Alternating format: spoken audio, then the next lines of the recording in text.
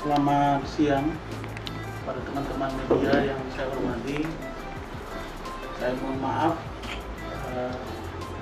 terlambat karena saya tadi sebenarnya 1 jam yang lalu saya sudah ada di sekitaran sini, tapi saya ada terapi tadi di rumah sakit MMC Kuningan ini, memakan waktu 1 jam. Saudara-saudara sekalian, sebagaimana informasi yang saya sampaikan dalam undangan bahwa pada hari ini kami kedatangan tamu Saudara Christian Adiwibowo alias Joshua. Jadi Joshua ini kalau Anda lihat di IG-nya Joshua Pel, Christian Joshua Pale, panggilannya Nyai. Nah, ini followersnya juga lumayan. Jadi kemudian Ibu apa? Titi Surya. Ibu Titi Surya, kemudian Rizka Suwana. Bu Rizka, Rahmi. Bu Rahmi, Hana. Hana. Nah, jadi ini adalah komunitas pencinta hewan. Nah, komunitas pencinta hewan ya. Nah, komunitas pencinta hewan ini adalah satu wadah di mana mereka ini, saya lihat di IG-nya ini sibuk sekali gitu.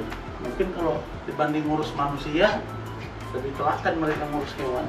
Saya lihat Joshua ini di IG-nya itu setiap hari bisa 3-4 kegiatan, ngasih makan, siapkan makan kucing, siapkan makanan anjing, mungkin terus ada saja kelelawar juga ya, kelelawar. Jadi semua binatang. Bahkan yang saya takjub kepada saudara Joshua ini, beliau ini rela berpindah agama. Ini perlu dicatat ya, diberitakan. Joshua ini rela berpindah agama dari Katolik ya, dari Katolik ke Buddha. Hanya gara-gara berantem dengan pastor, karena dia menyaksikan gereja itu ternyata memotong anjing ya, potong anjing. Nah, jadi dia keberatan kenapa hewan dipotong. Justru hewan itu harus dijaga dan dipelihara karena sama-sama makhluk Tuhan. Nah, jadi saya tanya, kenapa kamu pindah Buddha? Karena ajaran di Buddha semua makhluk disayangi. Makanya dalam simbol mereka, berbahagialah semua makhluk yang diciptakan Tuhan. Ya benar juga gitu. Jadi beliau ini plural, mamanya itu Muslim, bapaknya itu Katolik.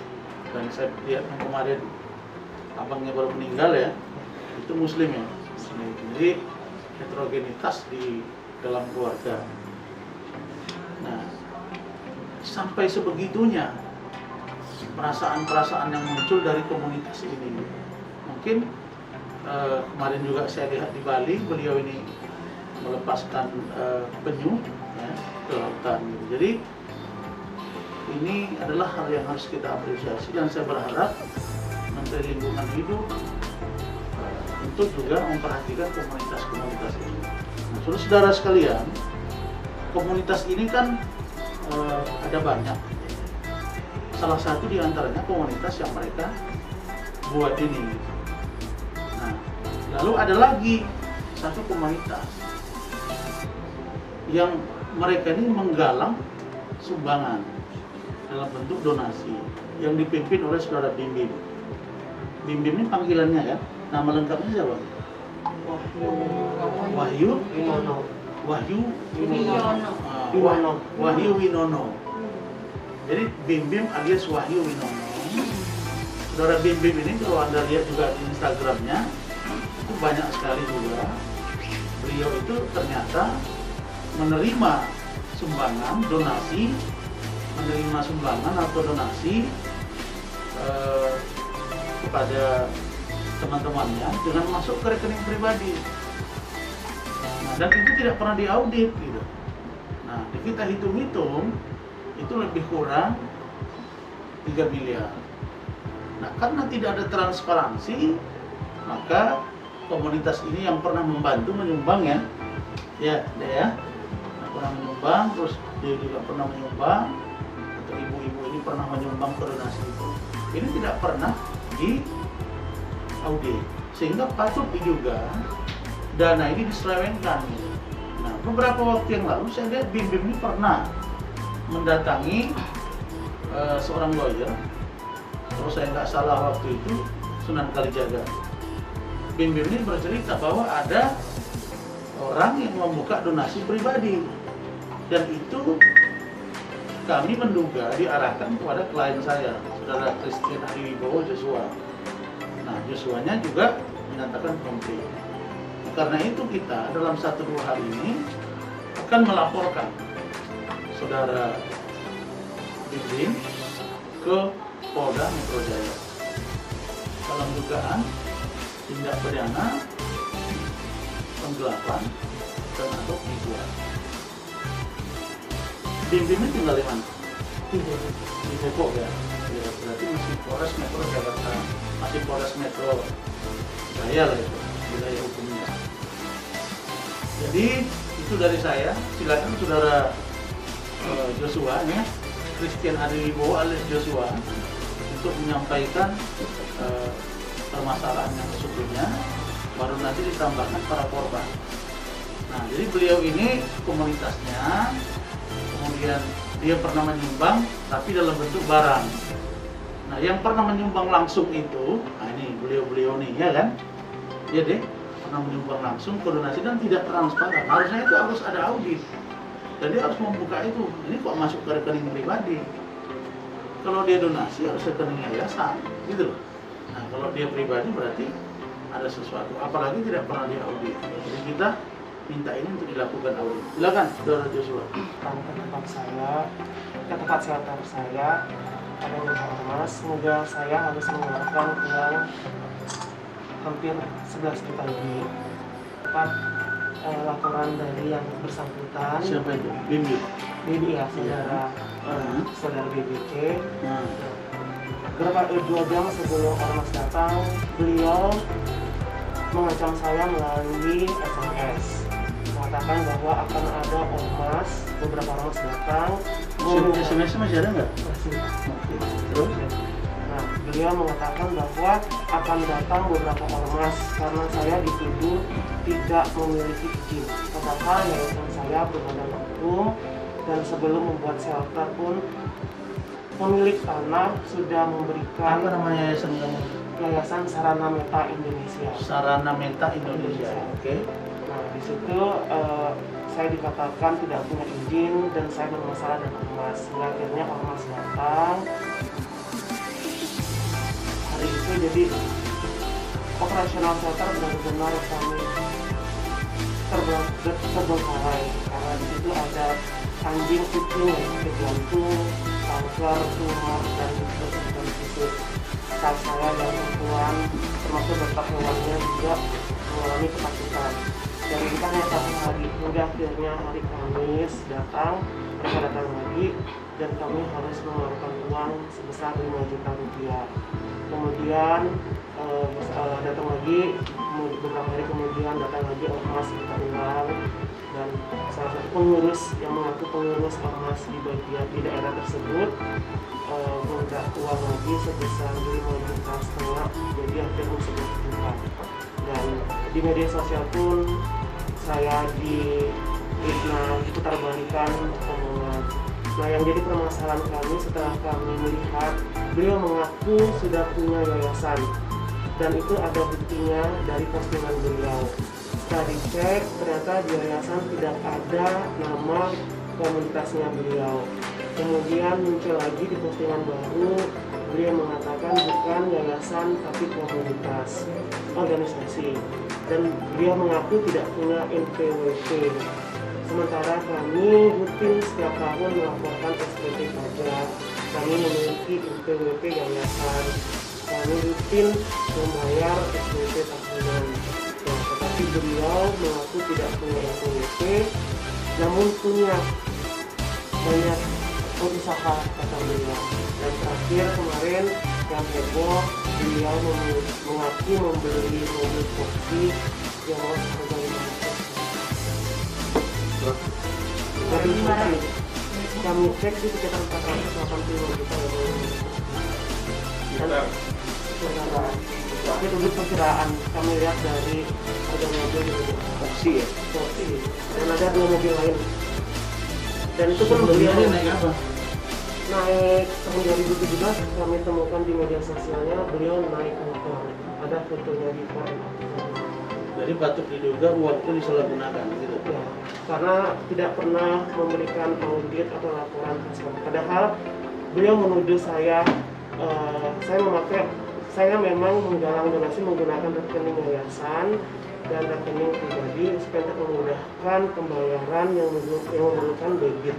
Nah, sementara beliau tidak pernah melakukan open donasi, tidak pernah melakukan transparansi publik. Saya rekening BCA yang saya gunakan untuk open donasi, saya buka. Saya menggunakan klik BCA, saya bagikan username dan password sehingga publik bisa mengakses melalui klik BCA alur donasi yang masuk dan alur donasi yang keluar. Nah, untuk yang rekening yayasan tetap kami lakukan, publik bisa mengakses. Jadi apa yang beliau tuduhkan ke saya sebenarnya itu permasalahan yang ada di dirinya sendiri, yang beliau sendiri tidak pernah transparansi ke publik, tidak pernah melaporkan ke publik, dan alur donasinya justru masuk ke 2 rekening pribadinya. Dan setelah kita investigasi, ternyata ada satu lagi rekening yang dia masukkan, yaitu teman laki-laki namanya yang dia galang akun donasi dan memakai rekening temannya. Saya Siti Surya, saya dari komunitas KPKS. Saya mengikuti permasalahan yang menimpa saya, saudara di Instagram dengan saudara dari Klo. Jadi ini punya komunitas yang namanya Klo. Organisasi atau komunitas, dia kadang menyebutnya organisasi, kadang juga menyebut komunitas. Jadi juga gak paham apakah Klo itu organisasi atau komunitas. Jadi selama ini yang saya amati adalah dia menyerang teman-teman yang membuka donasi dengan menggunakan rekening pribadi, seolah-olah apa yang teman-teman animal lovers lakukan itu adalah sebuah kesalahan paham. Sementara dirinya sendiri melakukan hal yang justru dituduhkan kepada teman-teman animal lovers. Jadi ini yang kita menyalahkan, bahwa dia melakukan hal yang salah tapi menuduhkan orang lain salah dan melakukan intimidasi seolah-olah yang dilakukan teman-teman salah, sementara yang dilakukan no problem buat dirinya sendiri. Kamu, Dek, Ya. nyumbang itu berapa? Waktu itu saya titip hewan. Ya. Saya bayar bulanannya dan saya juga bayar Hewan apa yang kamu titip? anjing. Oke. Dan saya juga 1 bulan berapa kamu bayar? waktu itu satu anjing 300.000. Berapa anjing? 3, tapi 1 mati, jadinya sisa 2. Ya. Pada akhirnya saya bayar langsung ke pegawainya yang mengurus langsung anjing saya ke rekening. Kenapa kamu pindahkan? Karena waktu itu saya lebih dekat sama pegawainya ya, dan jarang ketemu pemilik Klo, jadi Kamu curiga juga ini uang digunakan atas nama pribadi? waktu itu belum, tapi memang keadaannya banyak yang tidak menyedihkan, pokoknya teman-teman penghuni di sana waktu itu ya. Iya, Tapi iya. nggak tahu kalau sekarang. Apa itu menyedihkan tuh gimana maksudnya? Tidak terurus gitu ya? Ada yang tidak terurus. Sampai mati anjing kamu? Anjing saya mati, ya. Mati satu. Mati satu. Berapa lama dia urus? 3 bulan di sana.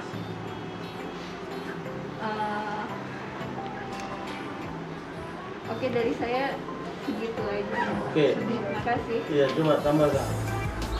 Sampai nangis dia tuh. Lihat anjingnya. Coba silakan. Oh, ya, oke.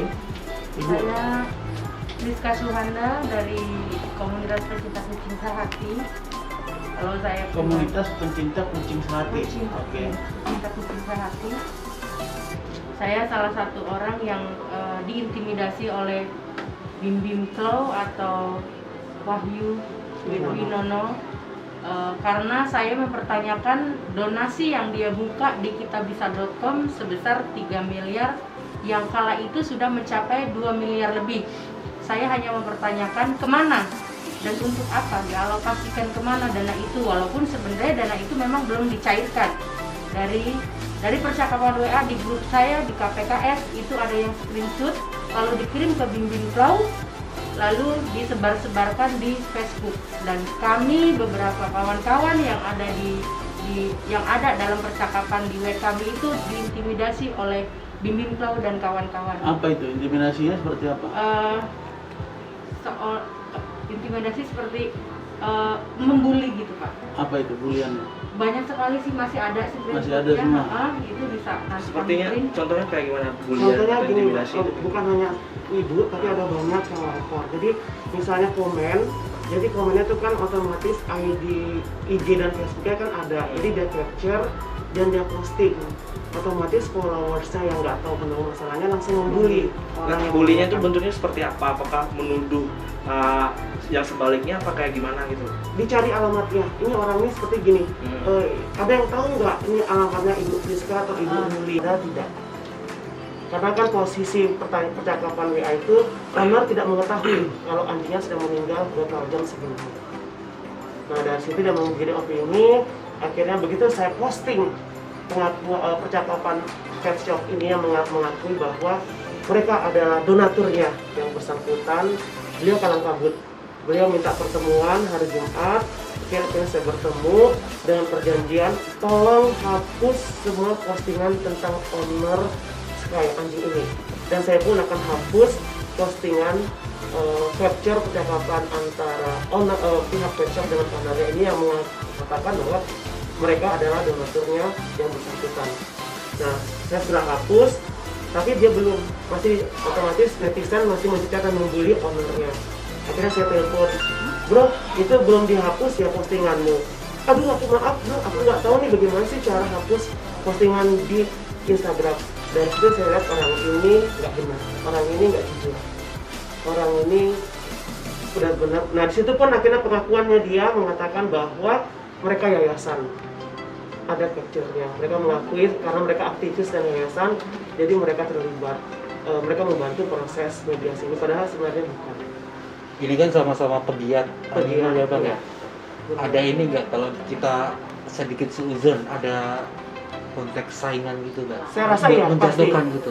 Karena pada saat bulan Oktober itu dia ancam lewat telepon, dia akan menjatuhkan saya, membuat malu saya, biar biar saya jatuh miskin. Dan dari sebelum itu pun dia sudah datang ke shelter saya. Dia datang ke shelter saya, dia sendiri mengaku ada videonya. Dia datang ke shelter saya, dia foto-foto, lalu disebarkan. Dikatakan bahwa saya tidak pernah tinggal di shelter. Padahal saat itu saya punya 2 shelter, satu di Gunung Sindur, satu di Villa Melati Mas BSD. Di Villa Melati Mas BSD ini yang benar-benar konsentrasi saya sangat berat karena situ ada anak yang cacat, ada yang lumpuh, ada yang jantungan, ada yang sakit. Motif psikologisnya apa Bang? Benci atau dengki? Gini, dengan menyebarkan seperti ini otomatis donatur yang mendonasikan ke saya akan hilang. Dan itu yang tujuannya, saya rasa dugaan motif terkuatnya seperti itu. Motif terkuatnya. Oke, jadi minggu depan kita rencanakan Senin atau Selasa kita akan lapor di Polda Metro, nanti saudara Riswa Eko, Ibu Rizka dan tim ini minta untuk hadir untuk memberi keterangan. Dan sebelum saya melaporkan ke Polda Metro, saya kasih waktu kepada saudara Bim Bim untuk menghubungi saya 3 kali 24 jam. Bentuknya somasi. Ya, Jadi bisa jadi nanti kalau dia komunikasi dengan saya akan carikan jalan keluarnya seperti apa. Tapi kalau tidak 3 kali 24 jam tidak ada komunikasi dengan saya, ini akan lanjut ke Polda Metro Jaya. Barangkali itu saja ya. Cukup ya. Dari Detik ada pertanyaan? Oh, iya. Yang lain? Masih ada? Kapan lagi? Apa? Udah tadi. Cukup ya. Oke. Cukup. Baik. Terima kasih banyak. Saya ucapkan kepada saudara sekalian. Nanti saya akan info lagi perkembangan lebih lanjut dan saya akan selalu komunikasi dengan saudara kepala. Sekian, terima kasih. Assalamualaikum warahmatullahi wabarakatuh. Selamat siang.